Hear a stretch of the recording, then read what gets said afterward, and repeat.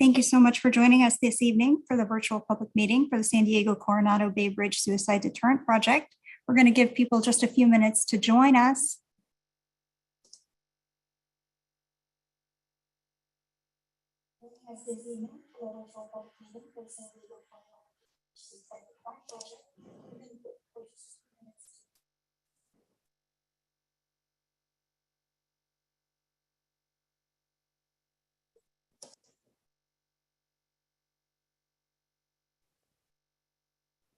And thanks again for joining us this evening.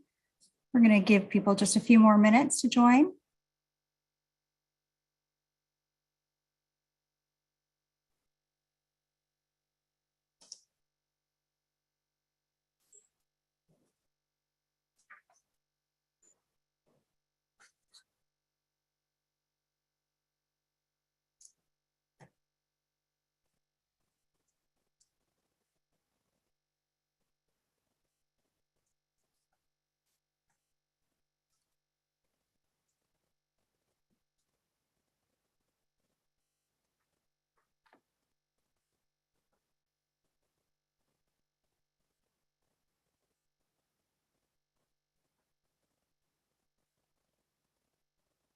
And thank you once again for joining.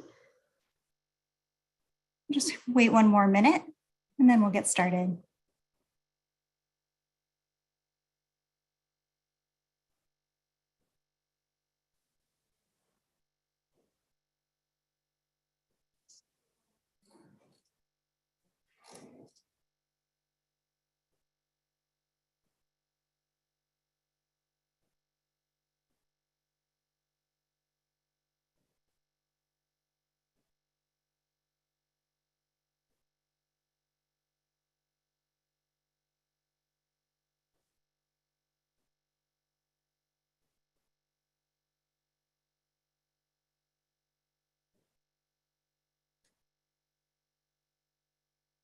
Okay.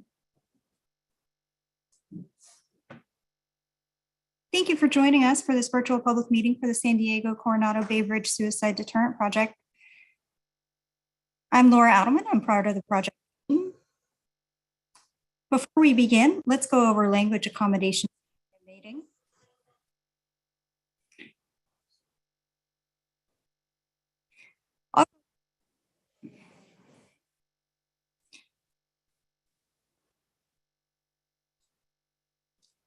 I'll provide this information in English and then I'll ask our Spanish interpreter to repeat it.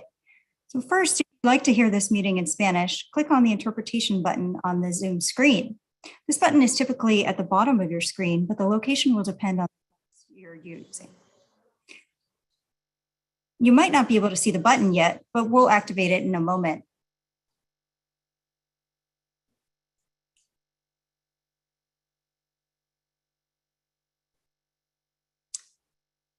Second, select Spanish.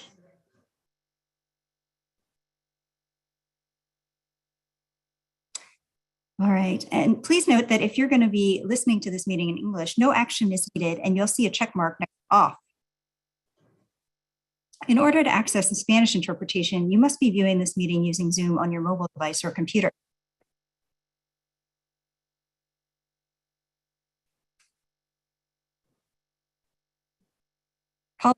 I think we're having a little technical difficulty.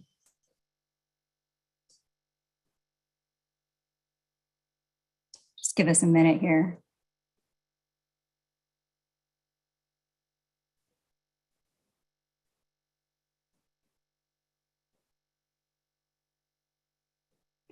I'm going to allow this interpreter to repeat these instructions in Spanish. Para comenzar, si desea escuchar esta reunión en español, haga clic en el botón de interpretación en su pantalla de Zoom. Este botón suele estar en la parte inferior de su pantalla, pero la ubicación dependerá del dispositivo que esté utilizando.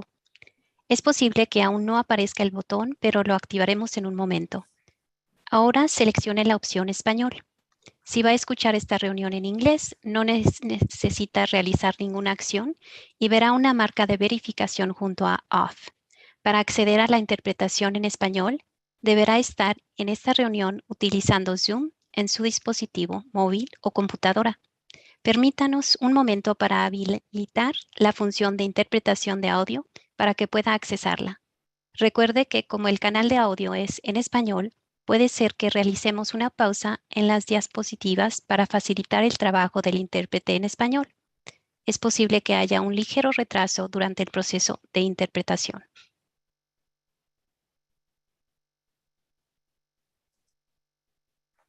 Okay, sorry about that. Hopefully we resolved that.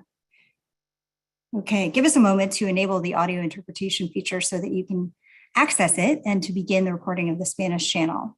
Note that because we have a Spanish audio channel, we may pause on certain slides to allow the Spanish to proceed.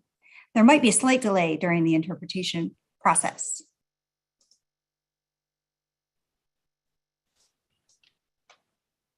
And you should be seeing the button now.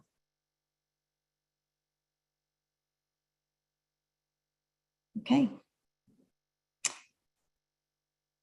We can go to the next slide. Closed captioning is also available in English during this meeting. To enable this feature, click Live Transcript and then select Show Subtitle. If you'd like to view the full transcript of the meeting in the side panel, click View Full Transcript. If you experience any technical difficulties with Zoom in English or Spanish, please contact our colleague Paula at 619-610-7809. Again, that's 619-610-7809.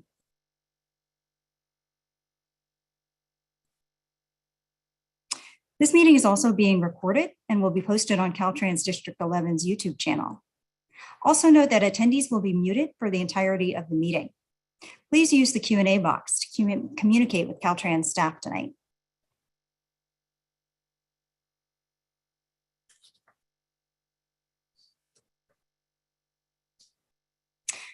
Tonight's virtual meeting will include a description of some housekeeping rules and team introductions, followed by an opening statement and a presentation. After the presentation, we're going to move into a Q&A session where you can enter questions using the Q&A box on the Zoom toolbar. And finally, we're going to wrap up the meeting with closing remarks.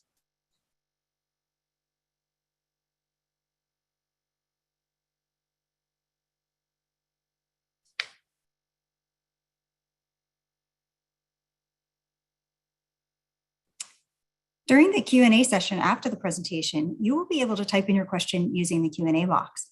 But please note that questions or comments entered during this webinar are not considered official public comments and will not be recorded in the final environmental document. Official public comments must be submitted in writing by March 1st, 2022. If you'd like to submit an official written comment, there's several ways to do that. You can submit comments via email to the address on the screen, or you can also mail them to the Caltrans District Office at the mailing address shown here, or to the fax number also shown here. Another way to submit comments is through the online comment form, which we're going to go over in just a minute.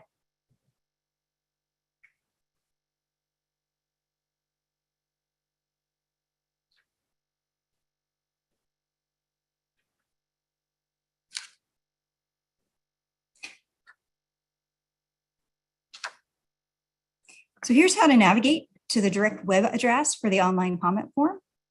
If you click on the Submit Comment tab, it will be highlighted and you'll be on the correct page. The top of the page includes all the information from the previous slide on how to comment. And if you scroll down, you'll find the online comment form as shown here on the right of your screen.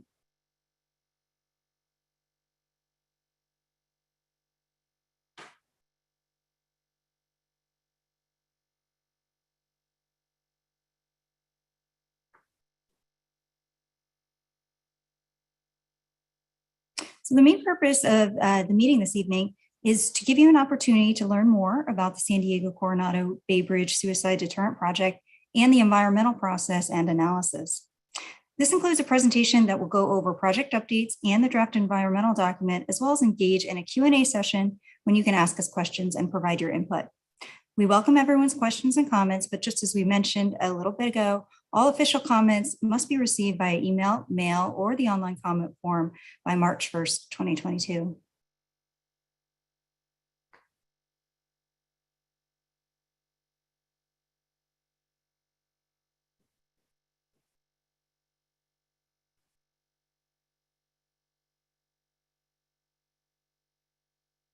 So now before we get started, I'd like to introduce everyone to the Caltrans project team. First, we have our District 11 Director, Gustavo Dallarda, and Chief Deputy Everett Townsend. We're also joined by Stefan Galvez Abadia, the Acting Deputy District Director for Environmental, along with Matthew Voss, the Senior Environmental Planner, and Sam Boyce, the Associate Environmental Planner on this project.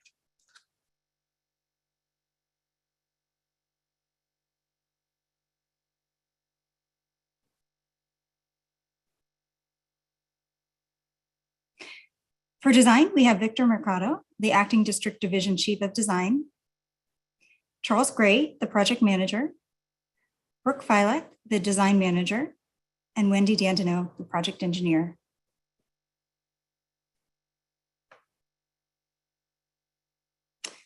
We also have Caridad Sanchez, the Public Information and Legislative Affairs Chief. Her team includes Nick Buenviaje for Legislative Affairs, Yadira Whitney, the Webmaster, and Hayden Manning, the Public Information Officer for this project.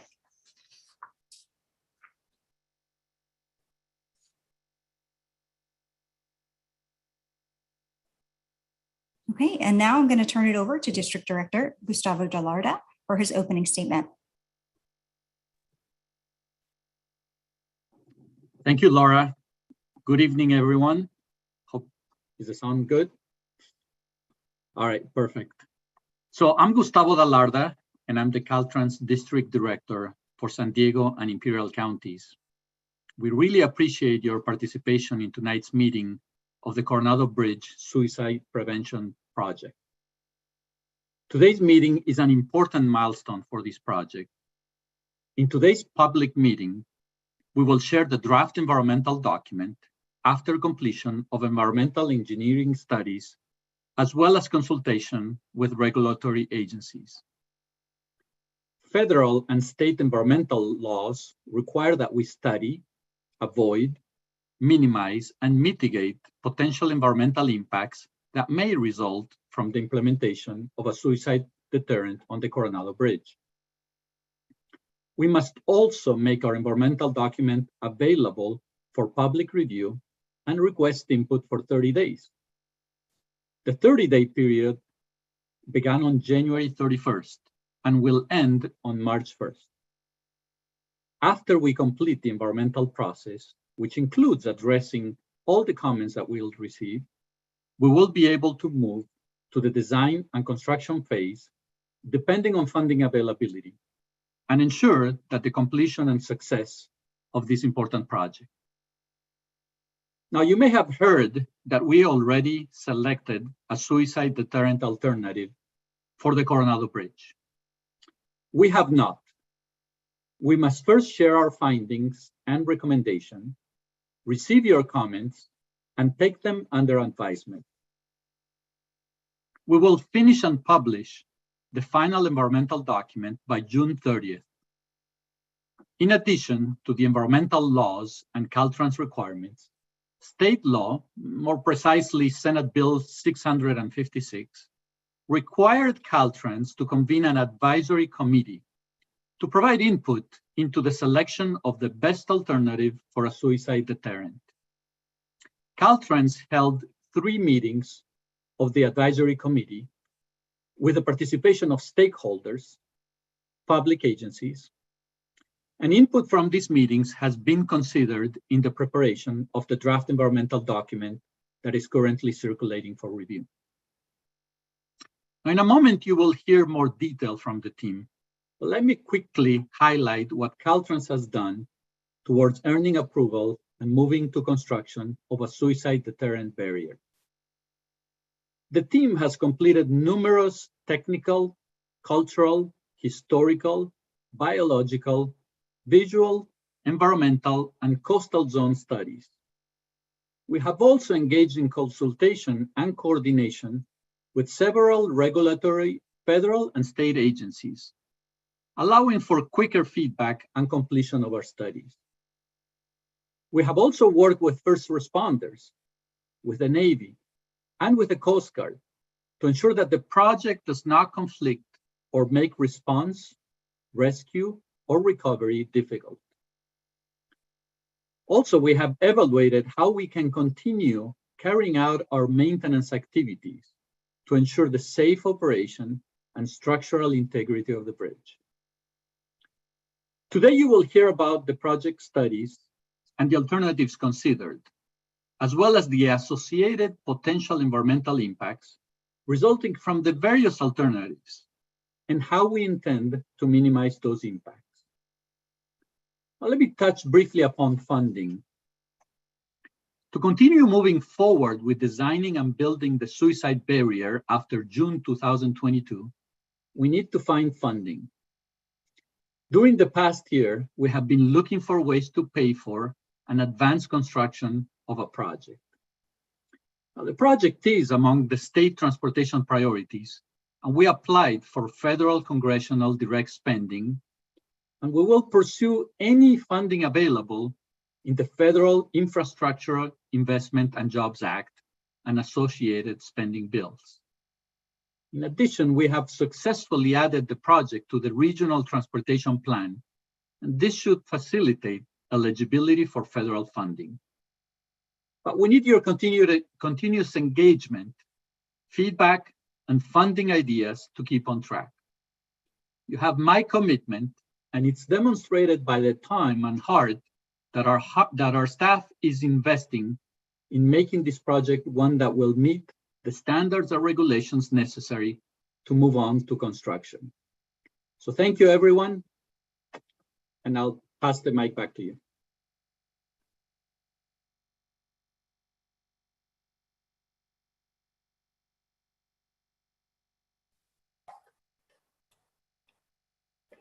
Hi, everyone. Can everyone hear me okay? Yes. Okay, perfect. All right, thank you, District Director Delardo, for opening this meeting for us. Like you was saying, this meeting is a major milestone for this project, and we're very excited to share updates.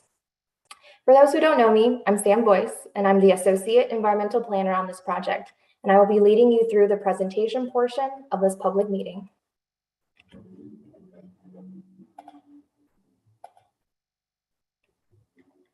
The presentation includes a project overview where I'll go over project updates and the proposed build alternative. Then I'll go over the environmental process and a summary of the environmental analysis from the draft environmental document. After the presentation, we will be hosting a Q&A session, as well as go over the details on how to submit a formal comment.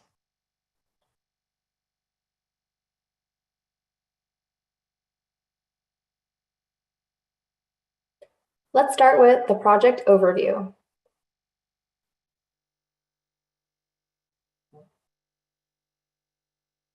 This project proposes to install a physical suicide deterrent on the San Diego Coronado Bay Bridge.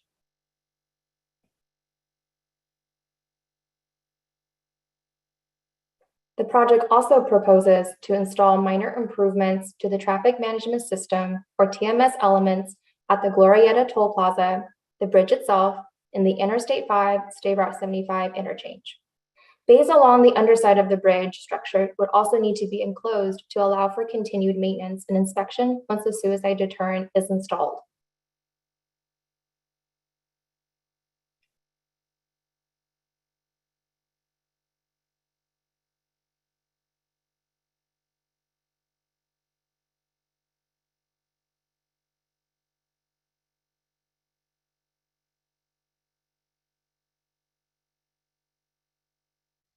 The project starts at the Glorieta Toll Plaza in the city of Coronado and ends at State Route 75 and Interstate 5 connectors in the city of San Diego in San Diego County.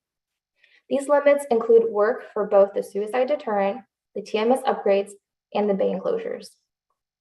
The suicide deterrent does not cover the entire stretch of the project limits and will only be installed along the bridge between the Bayshore Bikeway in the city of Coronado to Newton Avenue in the city of San Diego. Only the bays underneath the suicide deterrent along the steel sections of the bridge will need to be enclosed. TMS upgrades will occur throughout the project limits at the spot locations you see on the screen.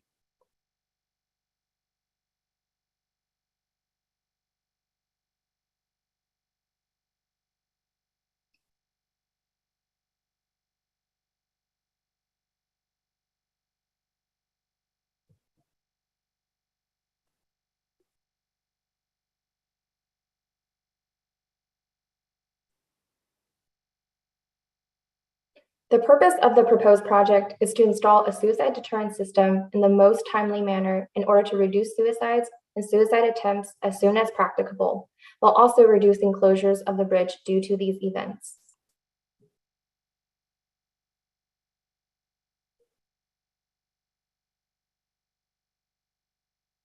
This project is needed because although official figures have not been maintained since its opening in 1969, it is widely believed that approximately 400 deaths by suicide have occurred from the bridge on State Route 75. Per the San Diego County Medical Examiner's website, 18 fatalities occurred in 2017, 17 fatalities in 2018, and 15 fatalities in 2019. After the Golden Gate Bridge, it is recognized as the second most frequently used bridge for suicide in the United States.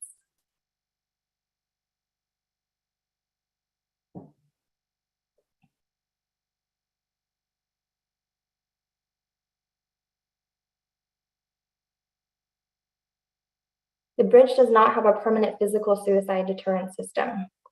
The standard operating procedure for suicide attempts is closure of the bridge. The bridge has the highest concentration of fatalities for a spot location on the state highway system in Caltrans District 11, which includes San Diego and Imperial counties, due to death by suicide. The existing TMS elements on the bridge consist of 6 closed-circuit television or CCTV cameras controlled exclusively by California Highway Patrol CHP staff stationed at the bridge toll plaza in Coronado. When CHP staff is not available at the Gloria toll plaza, the CCTV cameras cannot be repositioned and are no longer effective for monitoring activity on the bridge. In addition, existing camera locations do not provide full coverage of the bridge and surrounding areas.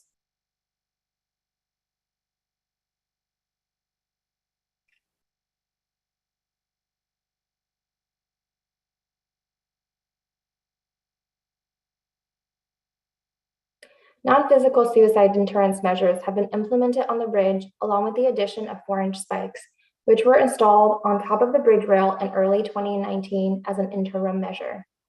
Notwithstanding these efforts, multiple suicides and suicide attempts have still occurred from the bridge.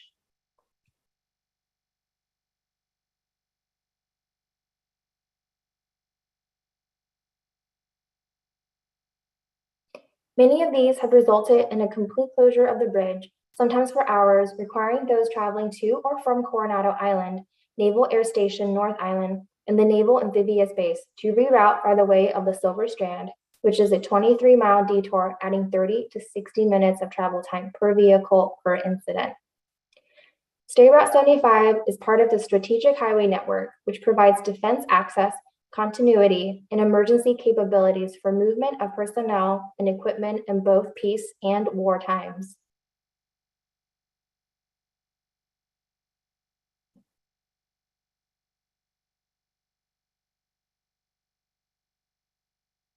We all know that the schedule is a very important part of the project. As you can see here, we started this project with the feasibility study in 2017, continued with the public scoping meeting in 2020, and published the draft environmental document last month in January. Currently, we're in the public review period, which includes the public circulation and commenting of the draft environmental document in this virtual meeting that you're currently attending. The next step in the schedule is to wrap up public commenting on Tuesday, March 1st, and start preparing for the final environmental document. Our goal is to complete the final environmental document by summer of this year and move on to the design phase once funding is secured. This is the same flowchart, but in Spanish. Let's pause for a moment so Spanish speakers have an opportunity to review the flowchart as well.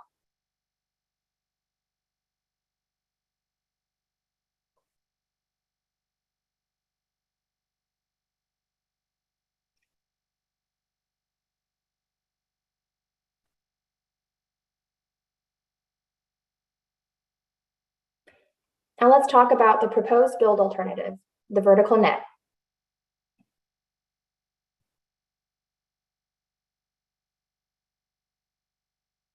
The proposed suicide deterrent is a vertical net.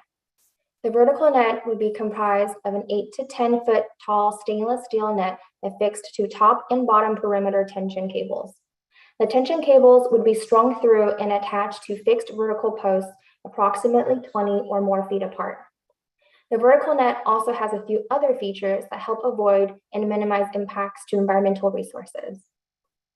These include the net being made of woven mesh comprised of unpainted stainless steel netting with a maximum gauge of 2 millimeters or 0.08 inches wire size and a minimum net transparency of 85%.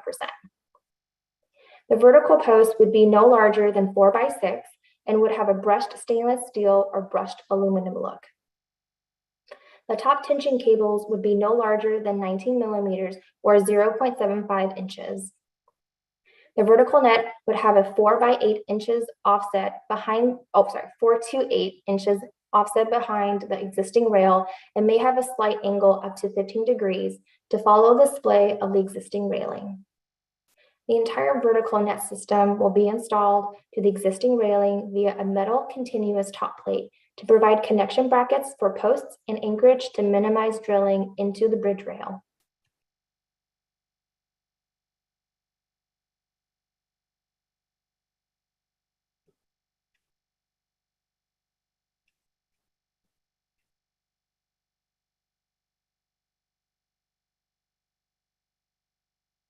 To show you what the vertical net could look like, here are some side-by-side comparisons of what the bridge looks like now and simulations of the vertical net. Here is a view from the bridge facing northwest towards the San Diego Bay, the city of Coronado, and the Point Loma Peninsula.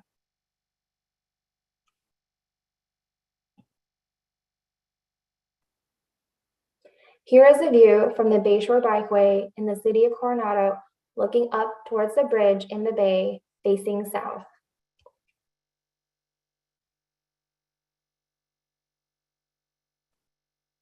Here is a view from the Cesar Chavez Park Pier, looking towards the San Diego Bay and the bridge facing southwest.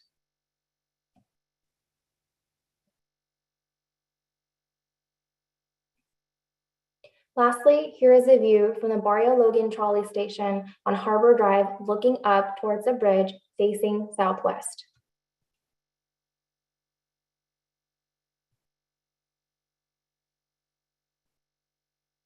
Another component of the vertical net is the bay enclosures. Caltrans personnel often need to access underneath the bridge for routine maintenance and inspections. Currently, Caltrans uses machinery from the roadway to reach around and under the bridge to access these parts of the bridge. But once a vertical net is installed, this access will be blocked. Our design team has come up with a creative solution to this issue by proposing to enclose the substructure bays beneath the bridge. This way, our teams can step into each bay and do their routine maintenance and inspections without needing access from the roadway. The enclosure method would be a grading floor and supports that would connect to the existing substructure. These bays would be enclosed using fiber reinforced or non-corrosive metal punch plate grading. To minimize impacts to cultural and visual resources, the fiber reinforced grading would be a minimum of 70% open and a maximum of 2 inches in height, and be a darker color than the existing grading on the structure.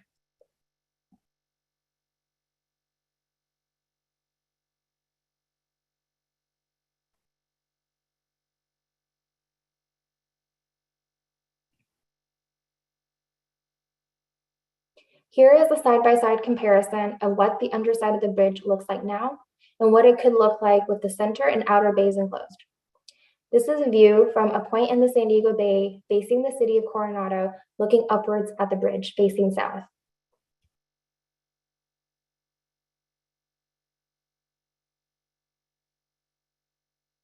The proposed project would also include minor improvements to the transportation management system, or TMS elements, throughout the project limits.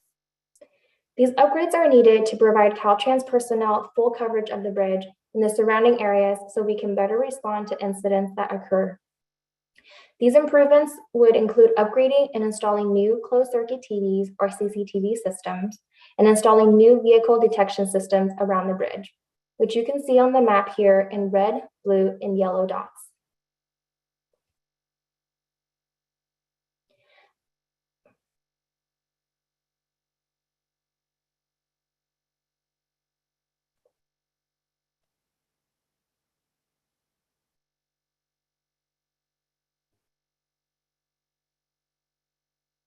A changeable message sign would also be replaced at the Glorieta Toll Plaza to better alert drivers. You can see that on the screen here at the light blue dot. Signage on the bridge may be replaced or added as needed.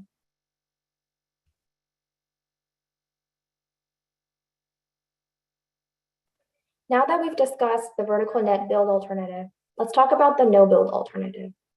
The no build alternative would not install a suicide deterrent and would not improve coverage of the bridge, but it also would not affect the bridge structure at all. The no build alternative is necessary since it provides a baseline for consideration. Generally, it may be preferred if the other alternative or alternatives have substantial impacts to the environment, do not serve the project's purpose and need, or are not economically feasible.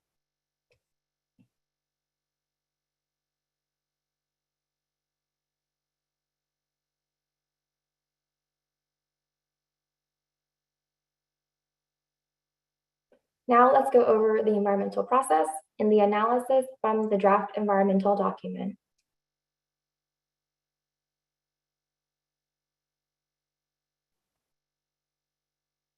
Caltrans, as assigned by the Federal Highways Administration, is the lead agency under the National Environmental Policy Act, NEPA, and the lead agency under the California Environmental Quality Act, CEQA.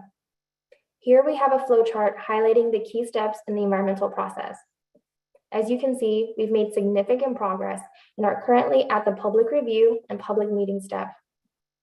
What this means is that we've completed the draft environmental document and are circulating it for public review and commenting.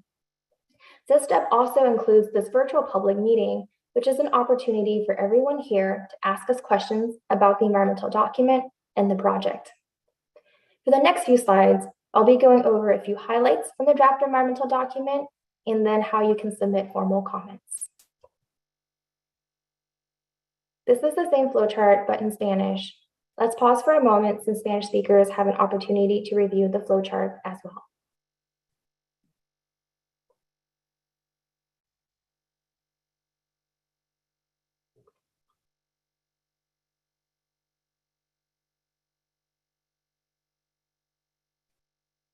One of our main updates for the draft environmental document is that we've been able to downscope both the NEPA and CEQA document.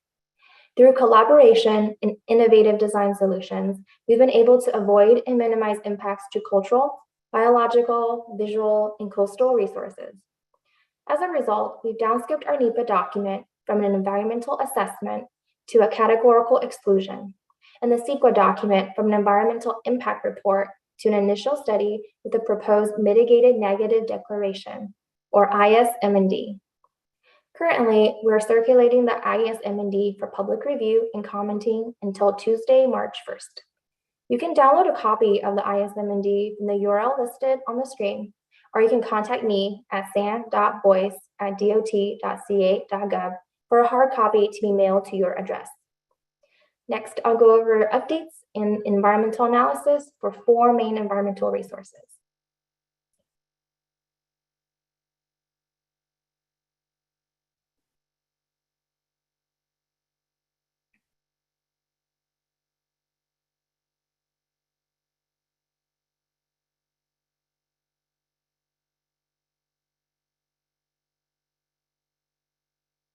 During our initial scoping, impacts to character-defining features or historic integrity of the historic district, which includes the bridge, were anticipated and would have resulted in an adverse effect. But due to efforts from our design team to meet certain parameters, the project was able to avoid an adverse effect.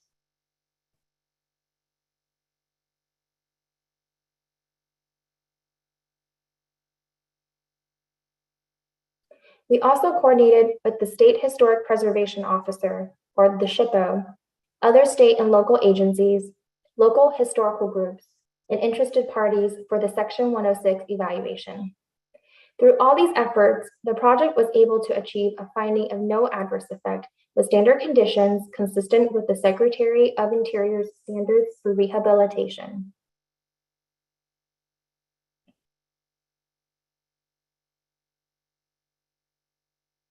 For biological resources, initially the project was anticipated to impact birds in the area. But after consultation with avian specialists, it was determined that the proposed project is not anticipated to impact nesting birds. The only nesting birds on the bridge are a pair of peregrine falcons, but the location they've nested historically are outside of the bridge project limits, and they will most likely continue nesting at that location. To further avoid impacts to nesting birds, including the peregrine falcons, measures will be implemented to reduce construction impacts during the nesting season.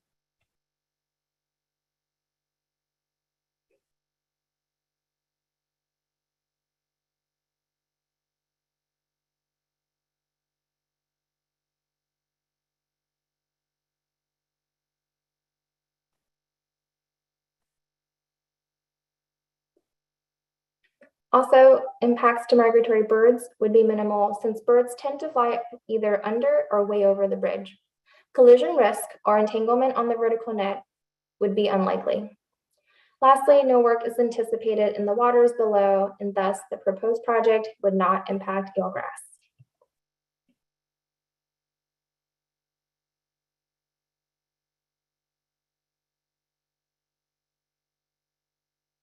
For visual resources, implementation of the proposed project would have a less than significant effect on scenic vistas and scenic resources. The stainless steel netting and the brushed and dull finish of the vertical metal supports would minimize reflectivity. The metal mounting bracket would blend to match the existing bridge rail.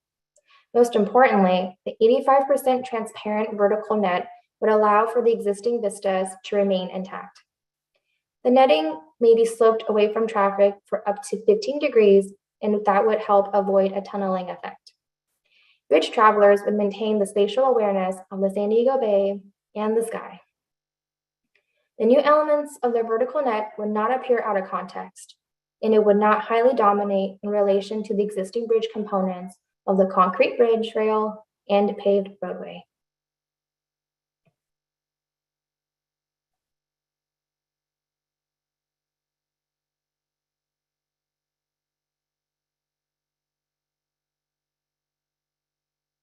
The project is located within the coastal zone, which is protected by the California Coastal Act.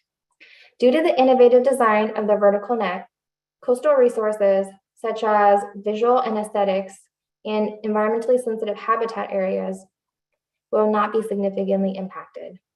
However, the proposed work would be adding new elements in the coastal zone, and thus a coastal development permit will be needed for this project prior to construction.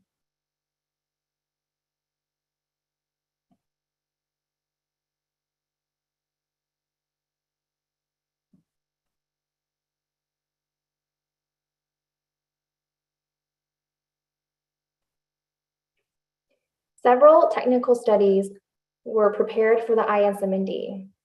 They are listed here on this screen and the next.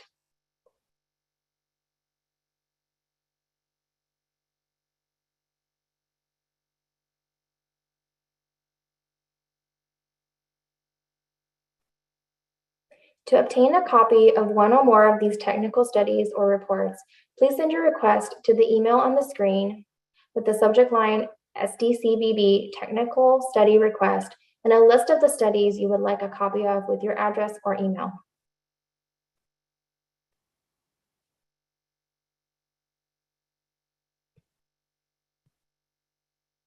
Now let's go over how to comment on the ISMND. Please know that all discussions during this meeting will not be included in the final environmental document. If you would like your question or comments to be considered formal comments and to be part of the final environmental document, it will be in a written format.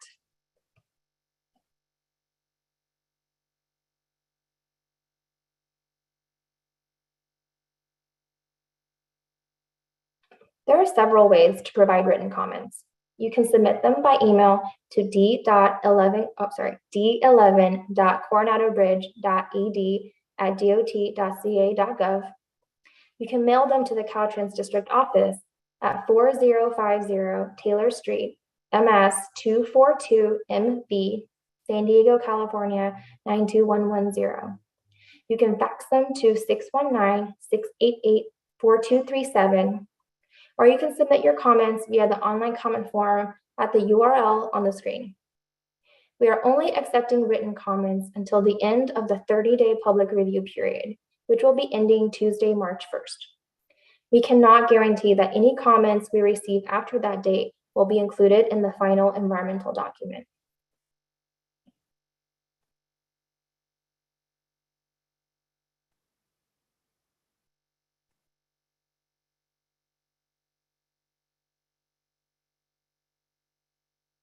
In case you haven't used the online comment form yet, on the screen is the direct URL to the form.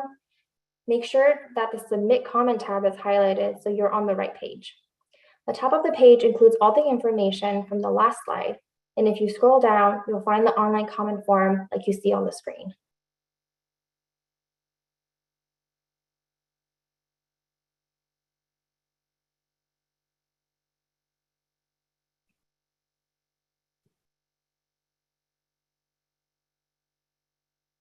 For updates on the project, please visit the project website at the URL on the screen. We update this website whenever there are significant project changes or when we complete a major milestone. The second URL is only for the public meeting displays from this meeting and will only be available for public viewing until March 1st.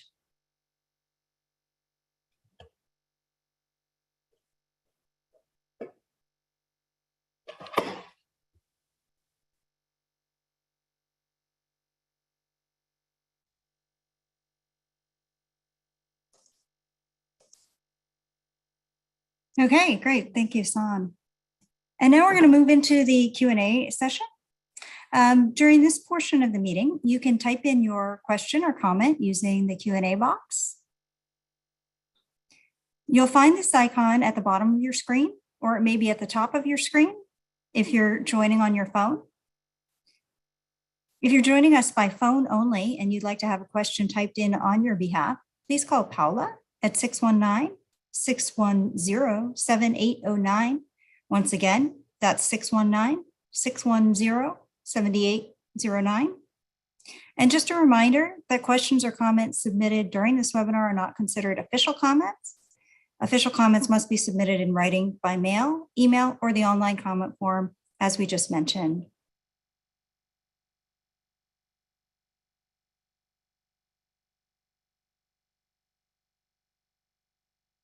And Caridad, I'll pass it over to you. Thank you, Laura. So as we move over to the question and answer session, we wanted to acknowledge that many of us have been touched by suicide in one way or another, and we're striving to be very respectful about that. And we're here to remind you that we're working to be mindful about the words that we use today.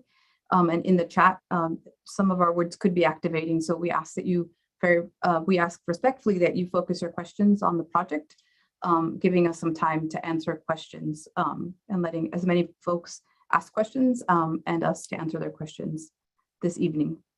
We also would like to share with you some resources because suicide touches all of us.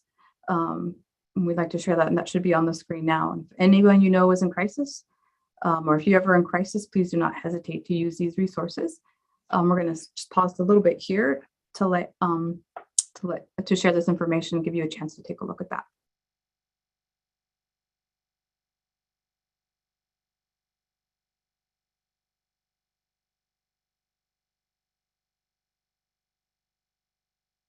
And then finally, another resource to share with you that's available to survivors of suicide loss. We have on the screen website and contact information for the Survivors of Suicide Loss San Diego, and we highly recommend for anyone who would like to talk or need support to please be in contact. And so thank you, and I'll hand it back over to Laura with a reminder about comments and how we can best answer those questions and be respectful to all of those who have experienced loss. Thank you. Okay, and here we're just have a reminder of all the panelists that are with us this evening from our Caltrans team. Thank you. Okay, So now I think we'll start taking some questions from our Q&A box. The first one we have here is a question from Genevieve. Can we consider an option to install a net underneath the bridge to save those who attempt suicide? And I think I will ask Stefan to start us off with that one. Yes, thank you for that question. My name is Stefan Galvez. I'm the acting deputy for environmental. The team consider a number of alternatives. We consider a horizontal net that would be generally below the deck. There are a number of conflicts that were identified during the assessment of that solution. That includes conflicts with our maintenance, emergency response, potential national security issues, as well as easements that may be required for that type of solution. So the team determined that this type of solution, a horizontal net underneath the bridge, would not be feasible because it doesn't meet the purpose and need of the project. Okay, thank you. The next question is, wouldn't the net be able to be climbed by those attempting suicide? And I think I'll ask Victor to answer that one.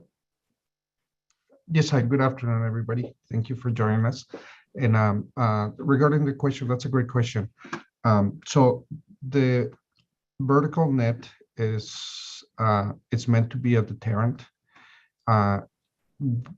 We understand that the net could be climbed by somebody, but there's going to have several features that the vertical net that would prevent the typical person from climbing over the bridge. In addition to that, I want to highlight that the deterrent will also allow additional time for first responders to assist people in distress. Thank you. Thank you, Victor. Okay. The next question is, in case of war, how will these modifications impact ships to exit the Bay of San Diego? And I'll ask Stefan to answer that one as well. Yes, thank you. And perhaps that's pretty much a follow-up question to the previous response that we provided when we refer to the horizontal net. One of the reasons why we eliminated for future consideration is, because it could result in some conflicts in several aspects. The proposed vertical net is not expected to have that type of impact in terms of during time of war, how do we respond to that event?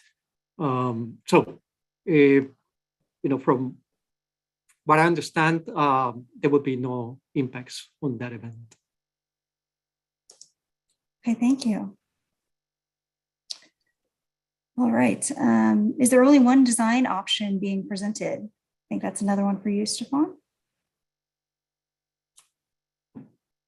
But what we have right now that was presented in the environmental document, again, we looked at different options, and we determined that the option that is being proposed has the least environmental impact, is the one that is most feasible to implement in terms of being consistent with our purpose and need, which also include a time factor in it. Okay. And another question here from Wayne. How long before this life-saving vertical net is complete? And I think I'll pass that one over to Victor. Yes, thank you for the question again. So currently we're in the project approval environmental document phase, or what it's commonly called the PAED. The target completion for the current phase is June 30th of 2022. If a build alternative is selected and funding is secure, we plan to begin design right away. That is in July of 2022. We expect the design to take approximately 3 years, and then we'll begin construction in the fall of 2026. And we expect the total construction duration would be approximately 3 years. Okay, thank you. We have another question here. How does the updated traffic sign on the bridge help to help or improve with the objective? And why is there only an updated sign on one end of the bridge? It may also be for Victor. Thank you for the question. For this question, I'm going to ask some of our design staff to help out. I want to introduce Chuck Gray, who's the project manager, Wendy Dandel, who's the project engineer, and Brooke Filak, who's the design manager. Chuck, can you assist me with this question? Or Wendy? Yeah, with this question, unfortunately, I'm not sure which sign the individual is referring to. I do know we do have some. The CMS, I think it's is it the CMS, Chuck? That I don't know. It's indicating an updated traffic sign, but I'm not sure what sign we're referring to. If I can just chime in, I don't know if I'm understanding the question correctly. Maybe if you type this question, you can tell us whether we got what you were trying to get at correctly. But Stan referred to some updated traffic signs as needed. Those would be more like the signs on the bridge for the speed limit or things like that, you know, merging lanes and those kinds of things, just regular traffic signs, not the suicide prevention signs that are on the bridge. The sign at the end of the bridge that she was talking about was the CMS board. I think this is the one you might be referring to at the toll plaza, right before the toll plaza. It's like a lighted sign and the message can change. And that one is going to be upgraded. So I think that there might be a little bit confusion between the two. Neither one of them necessarily is directly related to suicide prevention, but they are needed because we're coming into the project and we're making some changes. And so we'll probably need to change some of the traffic signs or update them to be more appropriate to the situation. So I hope that answered your question, but if not, please let us know. Thank you, Wendy. Yep. Thanks, Wendy. And yes, feel free to put another question into the Q&A box if you'd like. All right, our next question here. What are the most important factors in community response? Is it about the volume of people who agree that the benefit of a barrier outweighs the cost, more about the specific expert information we can provide on academic information based on the number of suicide losses at the site?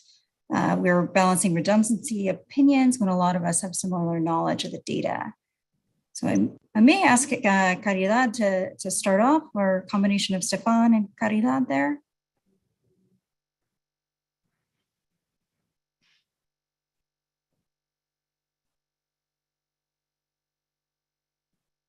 Could you repeat the question? Sure, yes. The way I understand it is maybe what's the weight given to the members of the community into it? I just want to make sure. Yes. I think the question is related to the community response. Is it about the volume of people who agree that the benefit of a barrier outweighs the costs, or is it more about the specific expert information we can provide on academic information based on the number of suicides at this site? Yeah, maybe I'll start. Data right? driven, yeah. Mm-hmm. Yeah, so anytime we conduct or we do a project, we gotta conduct our analysis or assessment. We want to make sure that we identify potential impacts of the proposed project, and we certainly take the input from the members of the public, as well as state and federal regulatory agencies, as well as stakeholders. Based on that input, we determine if we should be moving forward with certain alternative. If there's input as part of those comments that allows us to reconsider our recommendations and our conclusions, then we do so. That's why we're having this type of meetings, this type of outreach to the community. As part of the work that we've done so far, there has been a lot of input that we have collected in different forums. So part of this meeting is to make sure that we take into consideration any other information that has not been considered by the team. So we encourage all the members of the community to submit your comments on writing, please, so we could go ahead and and respond to them, and also to consider any new information that we may not have seen, right? So I don't know if it's an issue of volume, but certainly it's an issue of substance. Is there any new information going to result in our analysis being changed or assessment because it determines that there's going to be a new significant impact or an impact that we're not going to be able to mitigate? So, Caridad, I don't know if you'd like to add anything else to that.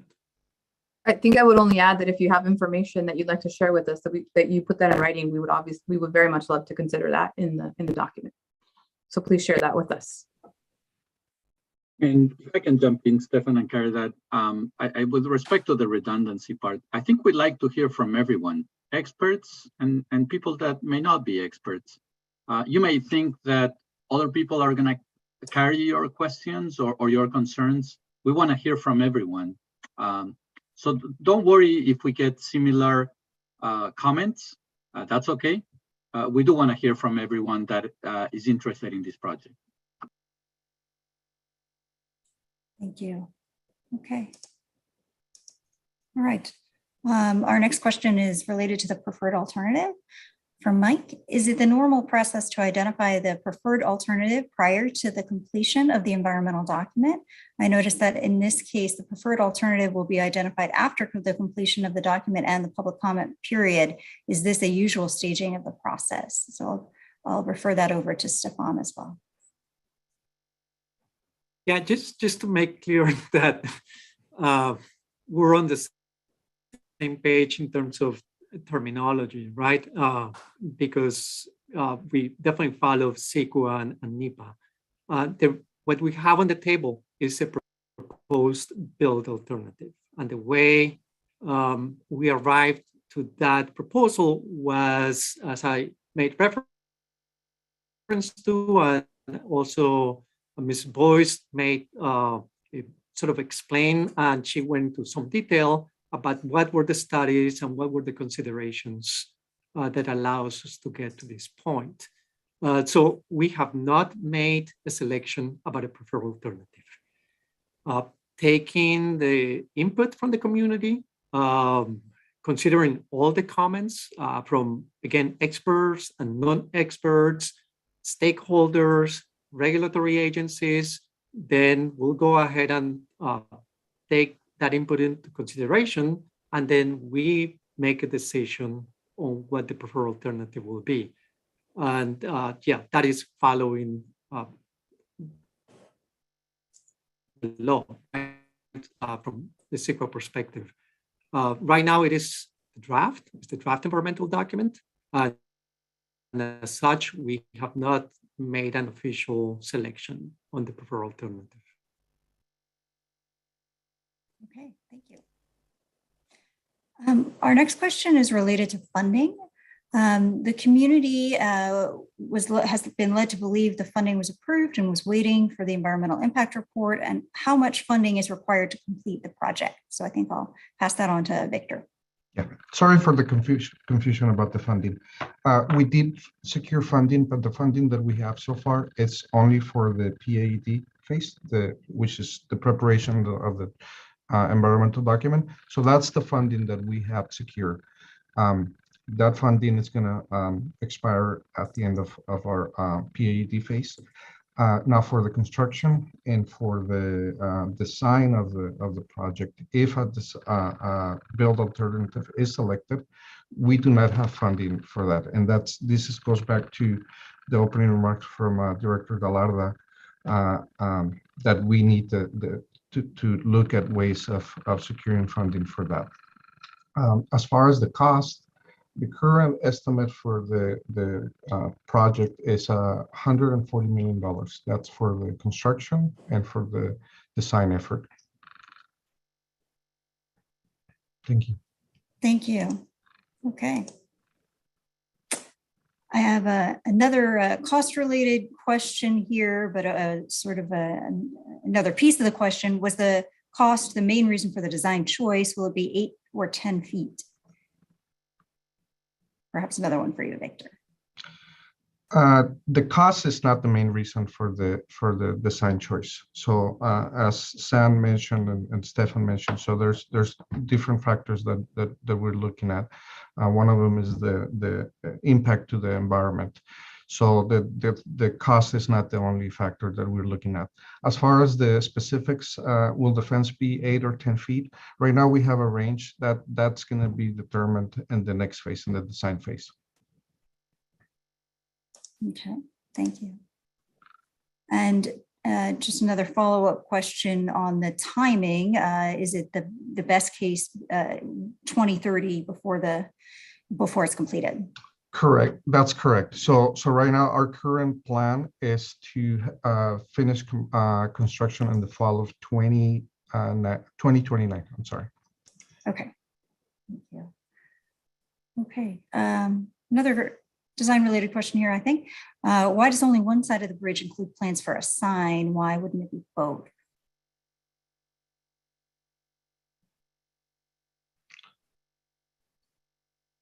I don't know if we have the answer for that. I'm sorry.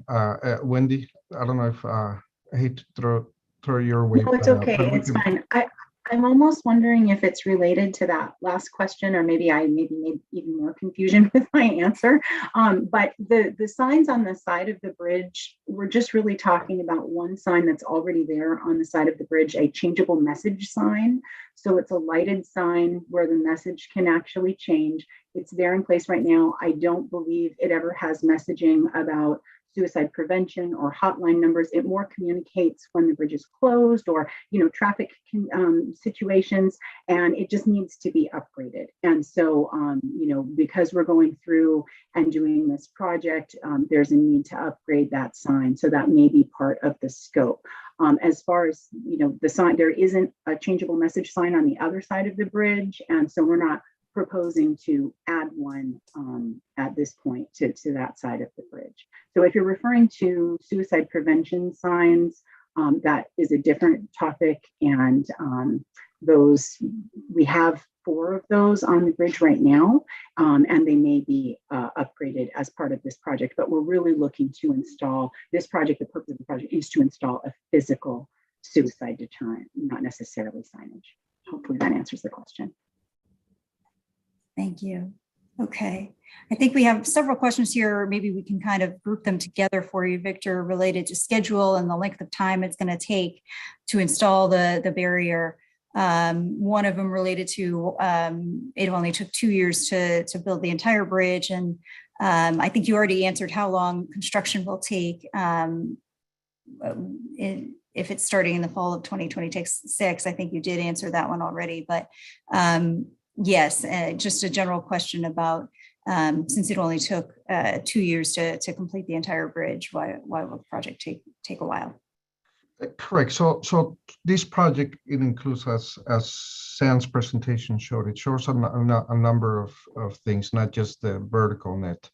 It will require the enclosures of the base so that we can continue to have access to the understructure of the bridge to perform the routine inspections, and then also the TMS elements that will be installed.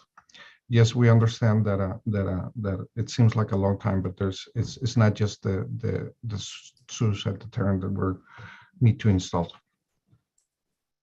Okay. Yes, we did get several similar ones. I just wanted to point out we have a correction here from Michelle for her contact information. So we're just going to push that over into the Q&A box so that everybody can see that. Okay. Another question here related to design. Will all of the substructure bays and the steelwork be enclosed? Will these enclosures be permanent? And again, what material will these be made of? When did you want to jump in on this question? Sure, thanks, Victor, and thanks for that question, Alan. So the substructure bays in the steelwork portion of the bridge will actually be in the majority of that. It has to do with maintenance access, and the deterrent that we're installing will impact their access. So the areas where they need to have additional access is where we would install those enclosed bays. So it will be in the majority of the bridge. The first 4 spans on the Coronado side should not need them, and there are some areas where we will not need them in the center bay. There's actually, in most areas of the steel portion of the bridge, there's 3 bays side by side. So in those cases, it may just be the outer bays.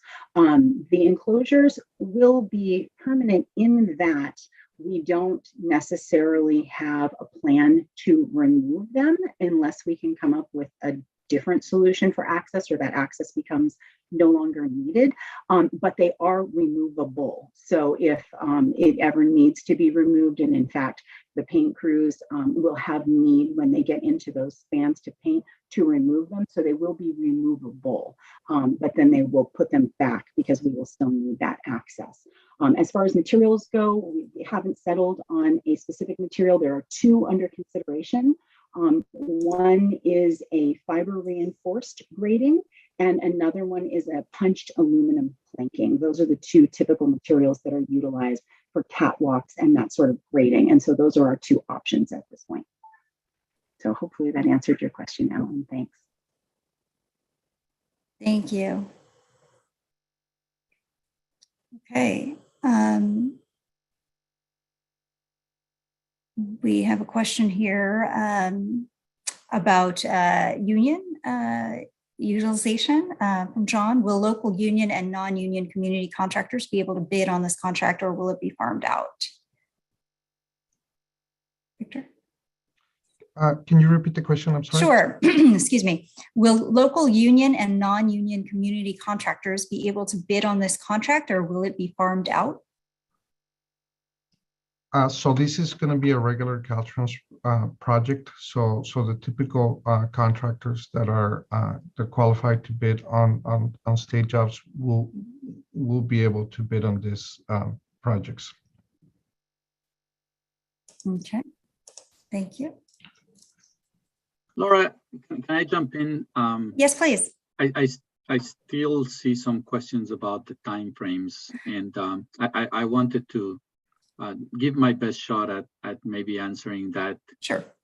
Victor mentioned that after the environmental phase, if we follow a traditional design, bid, build process, it would take about 3 years to design this project, then 3 years to build it.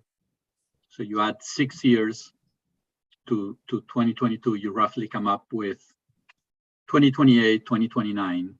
That is not the best case scenario.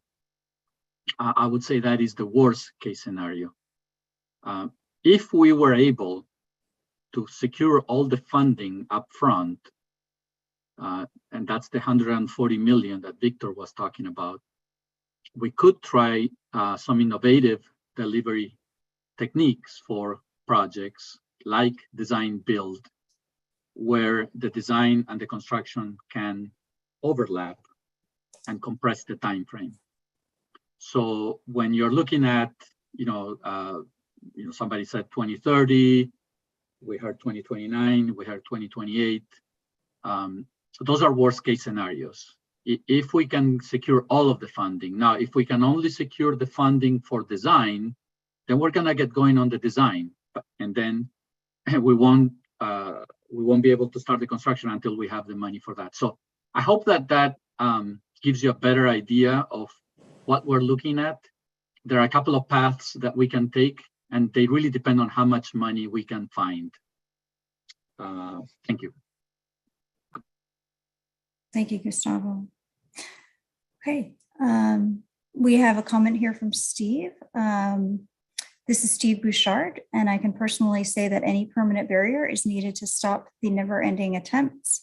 I did it in 1987 and was so fortunate to have survived. I found my purpose in life speaking on behalf of suicide prevention and awareness. So thank you very much for that comment, Steve. We do appreciate you providing that to us.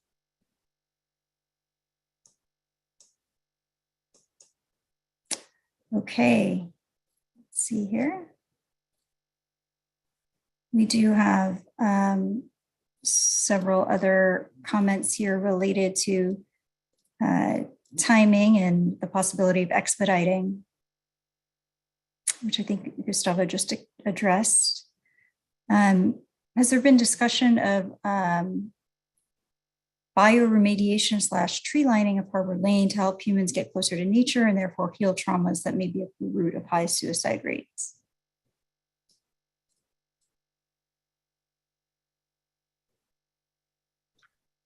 Hi, Laura. This is Matthew Voss. I can answer that. Currently, our environmental document discusses the purpose of installing a physical suicide deterrent and installing TMS elements. And with that purpose, we moved forward with an analysis to study all the alternatives, reasonable range of alternatives to kind of address that particular purpose and satisfy the need that we're currently trying to address. So at this time, our environmental document and the CEQA process is seeking any type of response or comments that we can get from the public as to what we may seek to improve this project or outline in any way for that we can finalize the document and select a preferred alternative. Thank you, Matt. Okay. Let's see. Could I have a question here from, or comment here from question from Lauren. Could the suicide prevention measures be expedited before the general bridge repairs have begun? I think that might be one for Victor. Yes, and this kind of lines up with Gustavo Velar that I just mentioned. So we're looking at ways that we can expedite the project. We understand that we have to get something done as soon as possible, and we're doing our best. And we're looking at different innovative ways that we can expedite to the design and the construction at the same time. Maybe rearrange some of the construction activities so that can happen. So we're doing our best.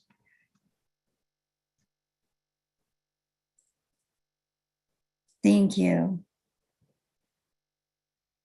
Okay. There we go. There's another question here about whether we've looked at any recent studies of how heat in historically poor areas causes disproportionate stress, whether that's something that's being considered as part of this study.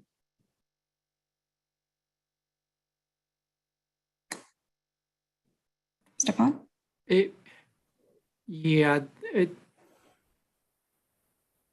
I think this is outside the scope of the work that we did. I'm a little unclear about what the question is and how it relates to the project on a suicide deterrent. The project is on the bridge and is to provide a suicide deterrent solution. Caltrans definitely is a champion and is very active in identifying potential measures to address climate change. I don't know if that's what the question is all about. So all the aspects of the work that we do, whether they are identifying alternatives or construction activities, we want to be the champions in minimizing greenhouse gases. But I believe the question is more about the planning and alternatives. So I think it's outside the scope of the work that we've done for this particular project. But perhaps the commenter can expand on the question. Yes. And could send us a letter or a comment, and we'll be more than glad to provide more information on that. If you could please clarify the question. Thank you. Yes, thank you. Good reminder that if you'd like to submit a formal comment to us in writing, the methods on how to do that, I think, are up on the screen. Thank you. Okay. Here we go. Just looking through here a little bit more. So we do have a general comment, a thank you to the team, the Caltrans team and all the partners that have worked at various levels for so many years to find ways to prevent suicides on the bridge and to get us this far along in the process. Looking forward to continuing this important effort. So thank you very much, Yenny, for that comment. We appreciate that.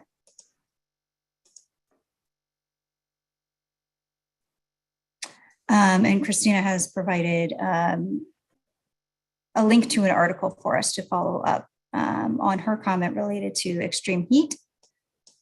Thank you, Christina. We will share that with the rest of the attendees this evening. All right, we have another question here related to funding.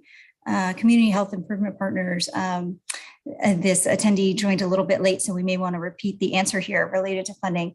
Apologies if this was answered as I signed on late, but how much of the $140 million has been secured so far, and what are the viable options Caltrans is looking at to get the rest that is needed? So Victor, we'll pass that back to you. Yes, no problem. So of the $140 million, we have not secured any of those funds so far. And I'll just go ahead and repeat some of the opening remarks from our director. Over the last year, Caltrans staff has been looking at all possible funding sources to pay for the design and the construction if a build alternative is selected. Again, this is a very important project for us, for Caltrans, and we have made it a top state transportation priority. We have applied for federal congressional direct spending, and will pursue any funding available in any federal Infrastructure Jobs Act or other spending bills. In addition to that, the project was also added to the Regional Transportation Plan, which will facilitate acquiring federal funding. Hope that answers. Victor, and if I can just add to that. So the environmental phase was funded with $5 million. That's the funding that Victor mentioned earlier. And as he mentioned, we need 140 to design and build this project on top of that 5 that we already had. We will look at every opportunity, which could be a combination of local funding from the jurisdictions or our regional partners, state funding, and particularly with the new federal transportation bill, the Infrastructure Investments and Jobs Act, also known as the Bipartisan Infrastructure Bill. There are a lot of competitive programs in that bill. Every time that one comes up for competition, we will put this bridge if it fits within the parameters of that particular grant. So we will not stop until we find the money that we need to get this done. But it will be a combination of probably local, federal, and state funds. And we need all of your support to be able to get this done. So let your elected officials know that you care about this project, and we need to all together work together to find the money. Thank you. Thank you very much. Okay, I just wanted to make a note that we do have a few comments in here from Christina, and I wanted to mention that we do encourage you to send us those comments in writing. That would be very helpful for us for the environmental document, and you can feel free to send us some additional information. I also wanted to mention that we are receiving some stories, some personal stories from folks, and we really wanted to thank you for sharing those with us. And we do also encourage you to send those to us in writing through mail or email or through the online comment form. Those are very important to us, and we do want to hear from you on those as well. Okay, another question has come in. Are you communicating with SF Bridge to find out how they funded theirs to obtain some ideas? Perhaps Victor and or Stefan can chime in on that one. I think the Golden Gate Bridge. May I answer this question? Yeah. course. Yenny, yes, we have. We actually have been engaging with the San Francisco the San Francisco Bridge Authority for a few years now, and we do have the formula for how they do their funding, and we're exploring all of those things. And we're happy to talk a little bit more about that with you directly. But yes, we have. Thank you very much. Okay. All right. We have another comment. This one may be back for you as well, Caridad. Just about, I'm glad this is from Wayne. I'm glad you're doing your best to get this done, and lives depend on your speed. How can we get it done in 2 or 3 years? And Senator Hueso can help get more funds. Thank you, Wayne. Absolutely. We actually outlined to you a little bit of what we've done. We're absolutely going after every funding available to us. So, and we are obviously keeping Senator Hueso and Senator Atkins and our entire delegation aware of the project and where we are. A few of them are actually on the call with us today, and we've briefed them. So the first thing we've done, of course, is put it in the regional plan, which means it becomes a regional priority. That then facilitates us receiving federal funding specifically for this project. There is money that we've identified in the infrastructure bill that recently passed and was signed into law. That money is not yet made available, but when it is, we will be applying for that. We're also looking internally into some of the extra funding that we will be getting also from the infrastructure bill that comes directly to Caltrans. So there's a number of places. There's conversations with the SANDAG, and we're looking for a regional match. So we're working very diligently and very strategically on finding the funding for this project. And Wayne, I promise you, we're going after. We're doing everything that we can, and we'll keep at it.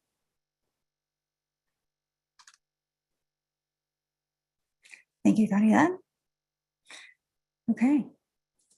So I think we've made our way through the current questions that we have in our Q&A box. So I just encourage folks, if you have any more questions, keep them coming.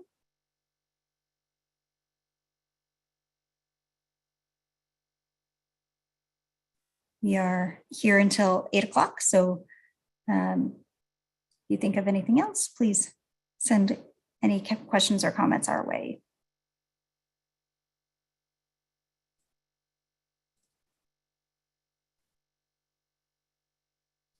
Stefan or Victor, are there any other slides you'd like to go back to, or any other points you'd like to make?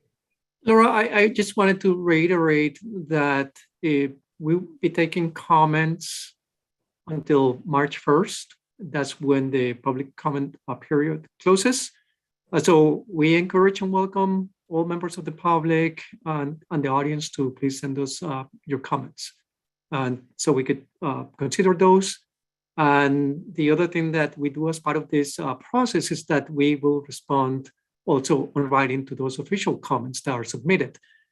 So once we complete the final document, that will include those comments that we have received, as well as our official response to it. And then another question that I saw, but I don't think we answered it, was regarding the CMS sign or the sign that somebody, and I forgot the name of the person that asked the question, but why can't we use that sign to benefit suicide prevention? That's a great idea. I'll make note of it, and then we'll see if that's something that we can definitely do. Thank you.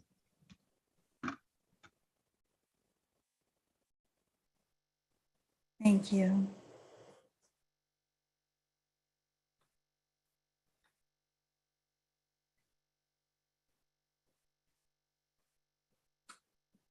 Okay, let's see. We have another comment here from Andrew, just a comment that I know it's frustrating that these things take so much time, and he's glad that we have a community of people willing to work through it. As part of the Suicide Prevention Council, it's great to see so many people who are passionate to keep making a difference. So thank you very much for that comment, Andrew.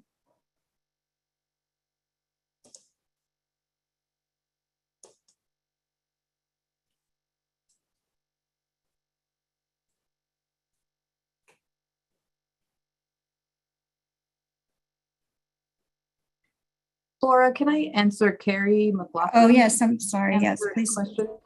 Please Carrie, thank do. you for sharing your story with us. If I may, it's been 7 years since I lost my brother to the bridge. And since then, there have been at least 100 more lives lost. How many lives are we going to have to lose between now and 2026 with this is such an ode to be finished. The project is moving too slow, and the priority should be human lives. Why aren't my questions being answered? This meeting is very frustrating, and I apologize that it's frustrating to you. We're doing our best to explain to you essentially the environmental process and the processes that were required by federal and state law to advance this project. And we have been working diligently over the past 5 years to get us to construction. And that means that we need to do this environmental review correctly and receive all of the environmental and regulatory approvals for this project. And that's just the law that we have to comply with. And we're doing our best, and we're dedicated to getting this project advanced. And we're sharing with from the funding to the design to getting regulatory approval. And that's why we're here today, sharing with you what these milestones are and how they get us closer to a project on the Coronado Bridge. Thank you for sharing with us. Can I ask something else? And really thank you for your comments. And again, we believe we understand your frustration, right? When we look at different alternatives, our purpose and need is our sort of guiding objective here. So having an effective suicide deterrent, but something that can be done in a timely manner, right? Because we understand the need to implement something on a short time. So part of our selection process in terms of what we could build in a timely manner incorporates that time component, right? So I believe that there was a previous question about a net underneath that would have resulted in additional delays and a longer time frame because of those potential conflicts that we would have faced when we had to consider that option. And we did consider it, but we identified those challenges that would result in a longer time period. So just kind of wanted to highlight that our selection process does take into consideration expediency. And that's why we're proposing the vertical net right now.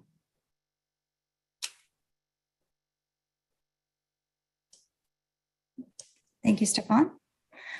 Okay, it looks like we don't have any open questions at the moment.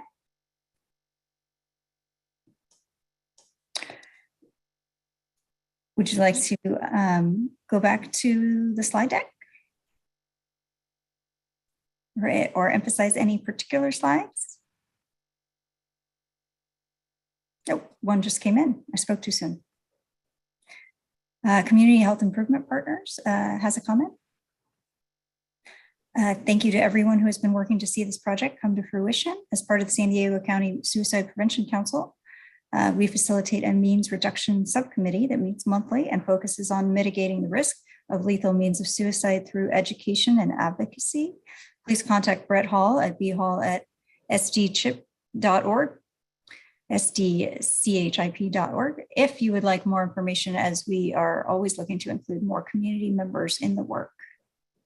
Thank you very much for that comment. I'm going to let the other members see that immediately. So you have that email address.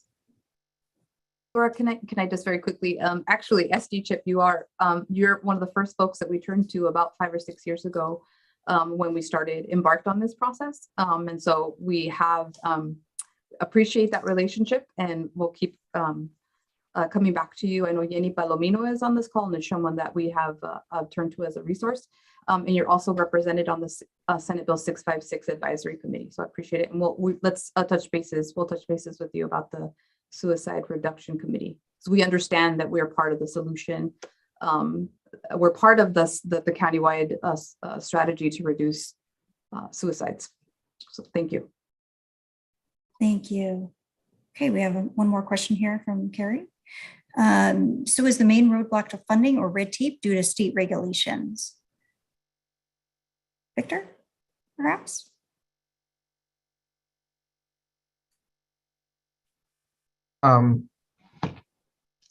Well, like Ariel mentioned, so we have to follow the laws and regulations. So that's, if you want to call it a roadblock, yes, that's one of them. And then the funding is another challenge that we are looking at overcome. Okay, thank you.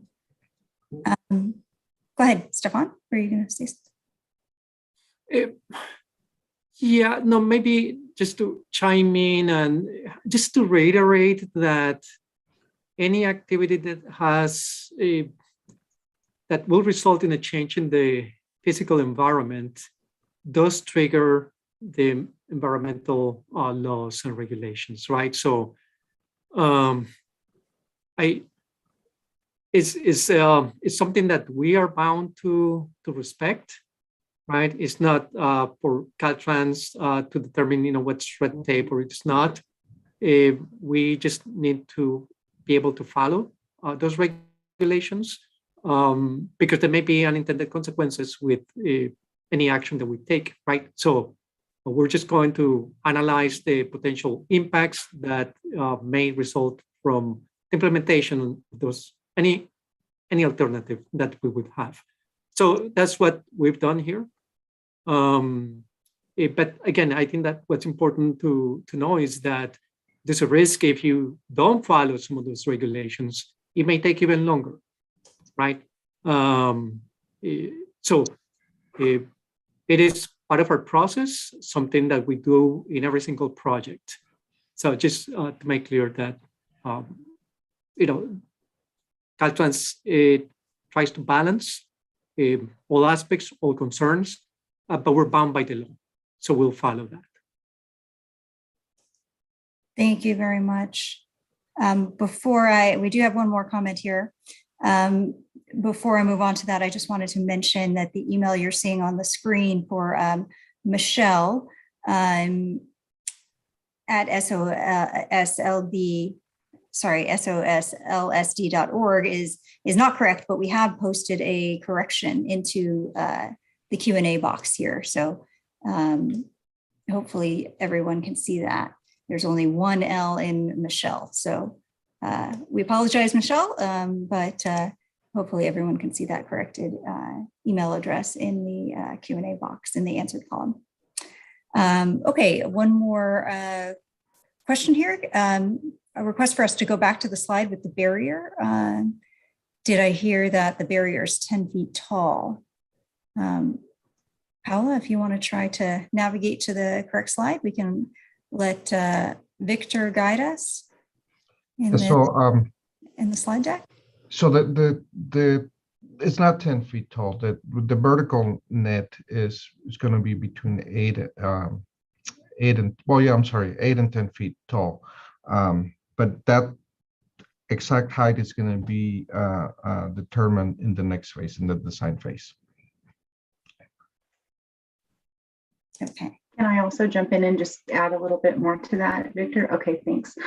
So the net itself, the heights that we're quoting are actually above the existing bridge rail. So that's an important distinction that I wanted to make. It's not from the bridge deck, it's actually above the existing bridge rail.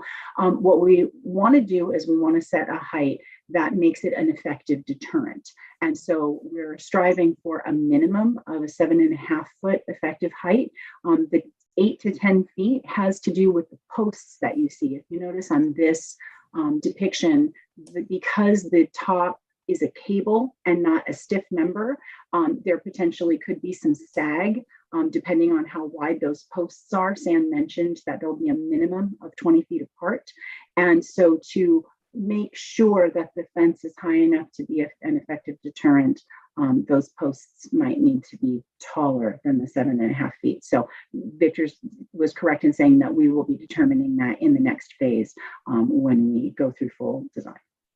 Thank you for the clarification, Wendy. And then just for reference, the existing barrier, the bridge barrier is 34 inches tall. Okay, thank you very much. Okay. I don't see any other questions in the Q&A box at the moment, but we are still here for another 20 minutes or so.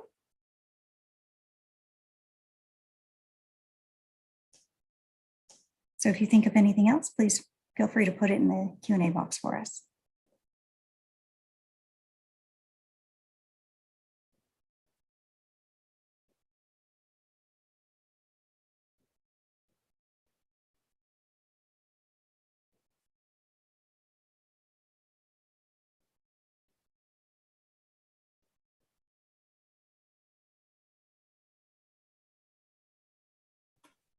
So Laura, maybe if you could reiterate how to contact Caltrans, just to make sure that all members of the audience have that information on what options they have. Sure, for the comment? Yeah. Sure. Yes, we Thank can you. go back to this slide. Sure. So just as a reminder, the comment deadline for this project is March 1st, 2022. And you can mail in your comments to the address you see here on the screen. You can also provide them by email to that District 11 email address. You could fax them, or you could also go to the online comment card, which is available on this specific website we've created for the project. And we'll also have those the meeting materials from this meeting as well. So you can kind of follow up after this meeting and check out this website. Has the ability to comment and also look at the materials. Let's see. We have another comment in here, or question from Andrew, asking if there's any research on the deterrent effect of the net, I believe. Victor or Stefan? I don't know if I mean, I'm sure there is. Wendy, do you recall seeing any? Sure. Yeah, I can answer this. So, Andrew, unfortunately, there is sadly little research that's been done on this. However, we were lucky enough to have a local suicide expert point us to a study that was done in Switzerland. And that study actually analyzed the effectiveness of different aspects of different suicide deterrents. And so the 7.5-foot dimension that we're aiming for actually came from that study. I'm happy to send a link to it. It's on the web. I can't remember the name of it off the top of my head, but it's actually a very informative study. And so, we looked at that pretty extensively and anything else that we could find. But like I said, there's really been very little research that's been done on this topic. So we definitely tried to base it on what research we could find. Wendy, this is Everett Townsend. So I know that we've also, and I'd like you to expand on this, Wendy, the Cold Springs Canyon, I think, sort of in Central California, also has a fencing that we've also used in the past. And there's some information as a result of that project and its effectiveness that was also used as a guide for our proposal on the bridge. Yes, exactly. And there actually has been across the country and worldwide several other suicide deterrents on other bridges that have been installed, and many of them have different design aspects. And so the team actually looked at that to try and see how effective those different deterrents were and factored that into the decision-making process as far as what type of a deterrent we were going to utilize. So yes, and Cold Spring Canyon is in the state, and we were able to coordinate with them and get a lot of information from them, not only on their process, but how they set their parameters and then what the effectiveness has been afterwards. So yes, we did factor that in. So thank you for bringing that up, Everett. Okay, thanks, Wendy. This may be just another little bit of a follow-up here from Andrew related to the being not climbable. Maybe he's missing an aspect of there if you just wanted to address that aspect of the net as well. I'm sorry, can you read the question again, Laura? Yes. Sorry about that. He's just commenting that he could scramble over that in a minute, although I'm not athletic, but maybe I'm missing an aspect of the unclimbableness. I think that it's really at this point, when looking at a visual depiction of this, hard to tell how difficult something would be to scale. There are definitely certain aspects like the opening size of the net, the tautness of the net, things like that, that the team is actually going to be looking at in terms of efficacy of the net as a deterrent. So that is definitely a top priority of the team, and we will be exploring that specifically in the final design. Okay, thank you. All right. Another question here from Carrie. When the install does begin, will they start at the highest point where most people go to jump? Hi, Carrie. Thank you for the question. Those details we don't have yet. Those are the details that will be fine-tuned during the design phase. I'm sorry for. Okay, thank you. All right, and just Andrew has another comment here that he's in favor of the efforts, just exploring all the different aspects. Thank you, Andrew. Alan has a question. If the nets are in place above and the bays are enclosed below, how will you be able to do painting maintenance on the outside of the blue steel work? Victor. Wendy? Wendy. Sure. So right now the paint crews actually set up a type of scaffolding just that hangs just underneath the bridge. And when we talked about before, Alan, I don't know if you were here when we discussed before the enclosed bays and whether they were permanent or not.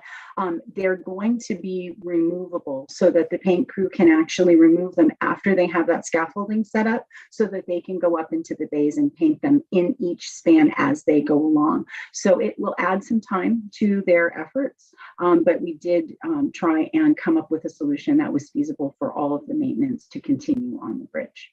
So I hope that answers your question.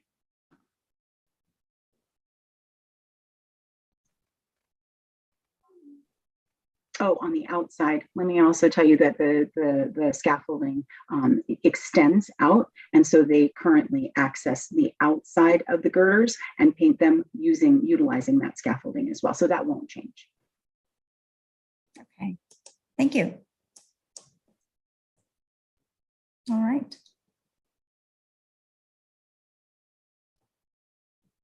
And once again, if you have any more questions, please send them our way.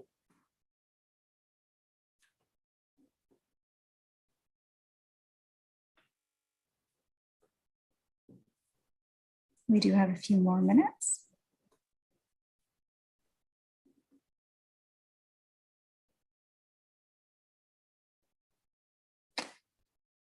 Well, not seeing any at the moment. I think we can go ahead and do our closing remarks.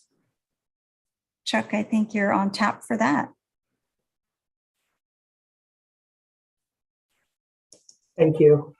So hello, everyone. I'm Chuck Gray. I'm the Caltrans project manager. I wanted to thank everyone for taking the time out of your busy schedules this evening to participate in this public review meeting. This project is important and unique, and I hope you found this meeting to be informative. I also hope it was easy for you to share your thoughts and to ask any questions that you may have had. Your comments and input are very important. The public engagement is an essential part of the environmental process, and your input will help us make better informed decisions.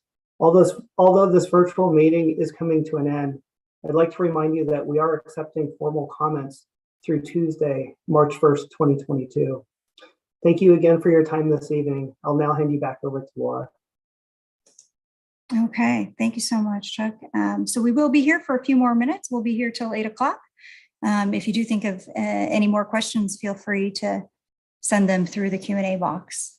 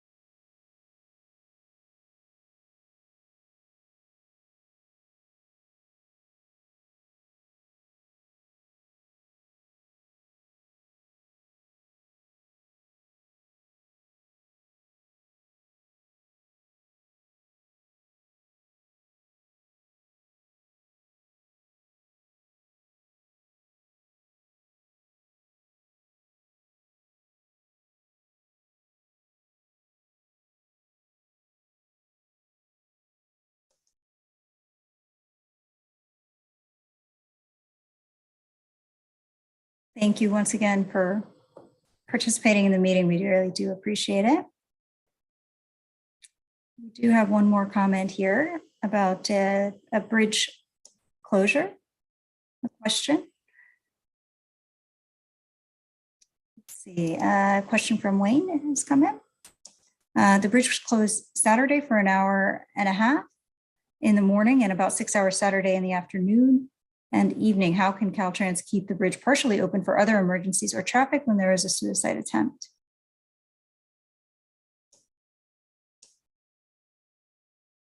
Victor? Yes, that is the issue, right? So we cannot keep the bridge partially open when we have an incident. Unfortunately, we do have to close the bridge, and that's one of the impacts to traffic when we have incidents like this. So I don't know if I'm answering your question, but we cannot keep the bridge partially open when we have incidents. Gustavo, do you want to elaborate? Well, yeah, I can also jump into that. So the risk is the risk to individuals on the bridge and law enforcement, the emergency responders, where individuals on the bridge who are attempting may seek to, try to dart into traffic. And it's really in our best interest to keep traffic away and allow emergency responders and others to work with individuals to bring that situation under control. So it's really the safest process for us, keep traffic away until the incident has been addressed.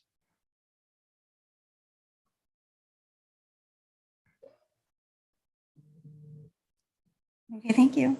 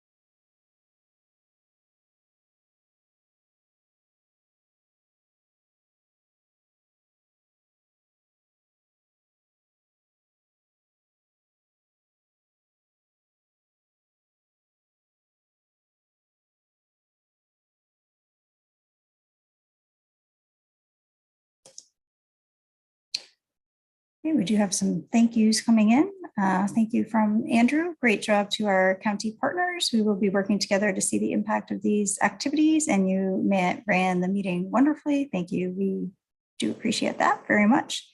And a thank you from Yenny. Thank you again for all your hard work and dedication on this project. So thank you very much, Yenny.